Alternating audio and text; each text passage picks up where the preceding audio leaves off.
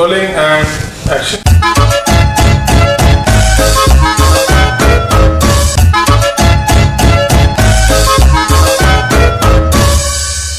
Hello friends, मैं जे फिनटेक्स की तरफ से CA Vishal Goyal, educator, trainer and tax learner. 1 जुलाई है, मैं सबको पूरी सीए फ्रेटर्निटी को सीए डे विश करना चाहता हूँ। Happy CA day. आज 1 जुलाई को एक नया प्रोविज़न इम्प्लीमेंट होने जा रहा है, सेक्शन 194Q। कल रात को ही डिपार्टमेंट ने एक सर्कुलर जारी किया, सर्कुलर 13/2021, जिसमें उन्होंने 10-11 क्लैरिफिकेटरी क्वेश्चंस के आंसर दिए हैं। तो क्लैरिफिकेटरी क्वेश्चंस को एक बार डिस्कस कर लेते हैं फटाफट, जिससे कि हमें 194Q अप्लाई करने में मदद मिल जाए।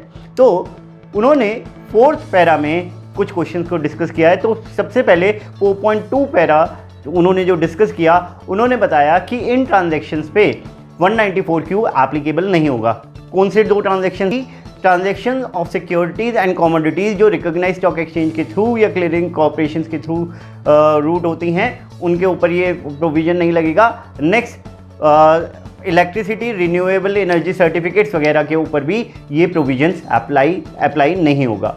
उसके बाद उन्होंने एक क्लैरिफिकेशन और दी कि ये प्रोविज़न 1 जुलाई से एप्लीकेबल है, 1 जुलाई 2021 से एप्लीकेबल है। तो 1 जुलाई 2021 से पहले जो भी सम क्रेडिट या पे हो चुका है 50 लाख से ज़्यादा या 50 लाख से कम, उसके ऊपर 194Q की कोई एप्लीकेबिलिटी नहीं आएगी, क्योंकि प्रोविज़न इफेक्ट में आ रहा है 1 जुलाई 21 से। नेक्स्ट, उसके बाद 4.3 क्वेश्चन में उन्होंने क्लैरिफाई किया और बहुत अच्छी क्लैरिफिकेशन दी कि जो टीडीएस कटेगा अंडर सेक्शन 194Q वो जीएसटी कंपोनेंट पे नहीं कटेगा। लेकिन अगेन यहाँ पे एक हाउएवर करके उन्होंने पॉइंट डाल दिया कि जहाँ पे आपने पेमेंट एडवांस में कर रहे हैं, ठीक है, क्रेडिट करते हैं तो आपको पता है आपके पास इनवॉइस अमाउंट है, तो जीएसटी कितना है और आपने गुड्स के लिए कितनी पेमेंट की है, तो उसमें तो आपका 50 लाख से ऊपर के जो गुड्स हैं उसी के ऊपर टीडीएस कटेगा। लेकिन अगर आप एडवांस में पेमेंट कर रहे हैं और आपके पास हाथ में इनवॉइस नहीं है, देन इन दैट केस पूरे अमाउंट पे ही टीडीएस कटेगा। तो ये बहुत इंपॉर्टेंट क्लैरिफिकेशन है कि जीएसटी कंपोनेंट पे टीडीएस नहीं आएगा। उसके बाद परचेज रिटर्न हो जाती है। मैंने 50 लाख से ऊपर के गुड्स परचेज किए थे, क्रेडिट कर दिया था और इसी वजह से टीडीएस काट लिया था, लेकिन बाद में गुड्स में कुछ कमी रह गई और मेरे को गुड्स वापस करने पड़ गए।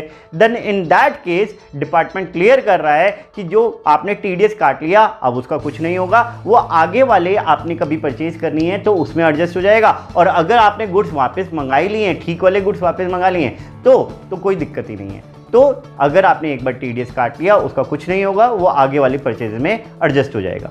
Next 4.4 question, sir 194Q clarify कर रहा था कि आपने रेजिडेंट सेलर का टीडीएस काटना है। अब बायर अगर नॉन रेजिडेंट हो तो सेक्शन ने इन्होंने सर्कुलर के थ्रू क्लैरिफाई किया कि 194Q नॉन रेजिडेंट बायर पर एप्लीकेबल नहीं होगा, नॉन रेजिडेंट बायर पर एप्लीकेबल नहीं होगा।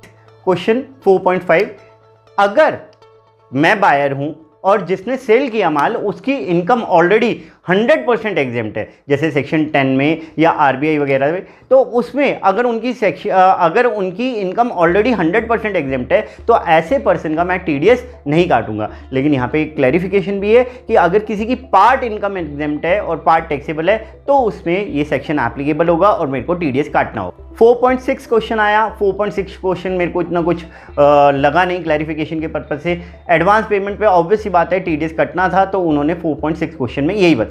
4.7 क्वेश्चन नो डाउट इंपॉर्टेंट। मैं इस साल में इनकॉर्पोरेट हुआ हूँ, तो क्या मेरे ऊपर 194Q की एप्लीकेबिलिटी आती है? सर 194Q कहता है कि अगर मेरा पिछले साल में टर्नओवर 10 करोड़ से ज़्यादा था, then in that case only I am liable to deduct TDS in this year.